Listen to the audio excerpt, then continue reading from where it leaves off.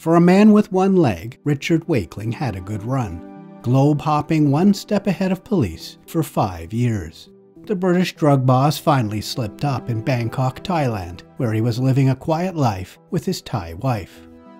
Wakeling disappeared on the eve of his 12-week trial in England in 2018 for the large volume black market importation of amphetamine, hidden in a rare liquid form.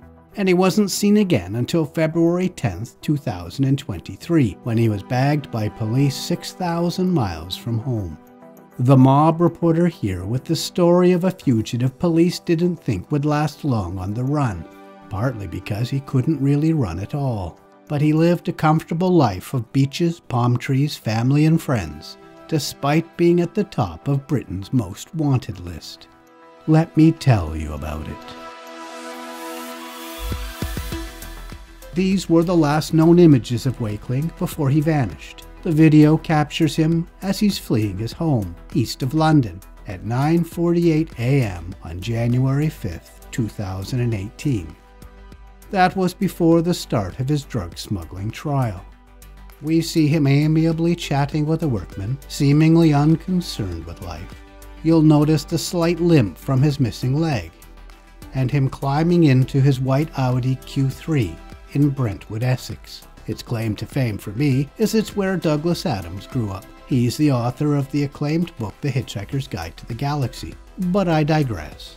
British investigators say Wakeling drove clear to the other side of London, then ditched his car and took a bus from Heathrow Airport for a grueling 12-hour ride north to Glasgow, Scotland.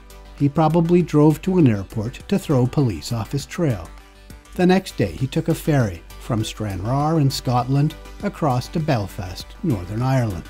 He had family in Ireland, so it seemed a natural starting point. He's half Irish and half English. A week after he disappeared, someone drove his car back to his home. Now that's a mystery not really explained. Despite his disappearance, Wakeling's trial continued without him, for him and for his 3 accomplices. Court heard how his blossoming drug gang faltered and fell. Wakeling's life changed on April 9, 2016.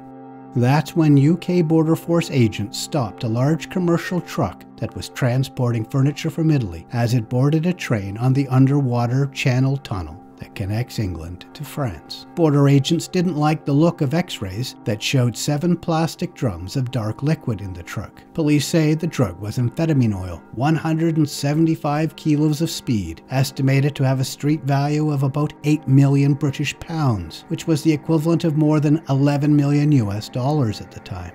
An investigation showed that on his way from Italy to France, a bankrupt truck driver trying to recover financially stopped in Ternat, Belgium, where he was sent instructions by another truck driver on where to collect the drugs.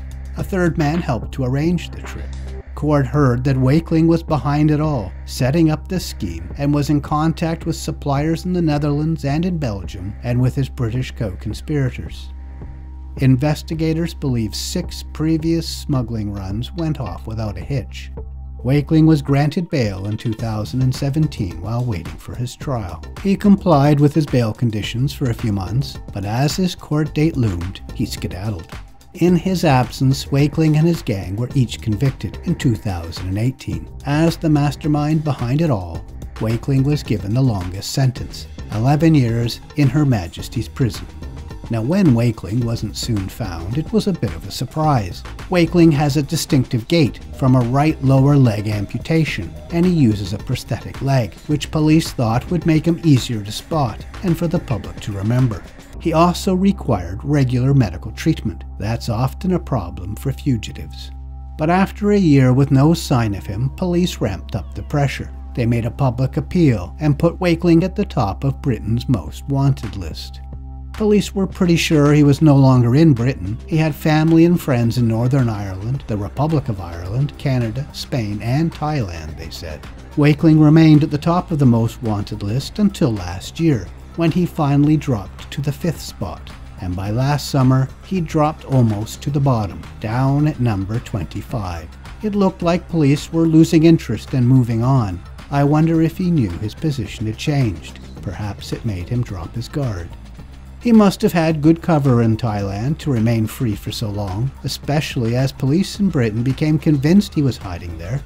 Wakeling first visited Thailand back in 1993. He liked it so much he returned for several more visits over the years. I don't know when he met his wife. Maybe they were in a long-term relationship, which would explain his frequent visits. Thai police said they were alerted to Wakeling's presence in their country by Britain's National Crime Agency. That's something like Britain's version of the FBI. Thai cops said they discovered where he was living with his local wife and children. It seems he really was settled in for the long haul. He was living about 150 miles south of Bangkok, on the coast, in the beachside town of Hua Hin.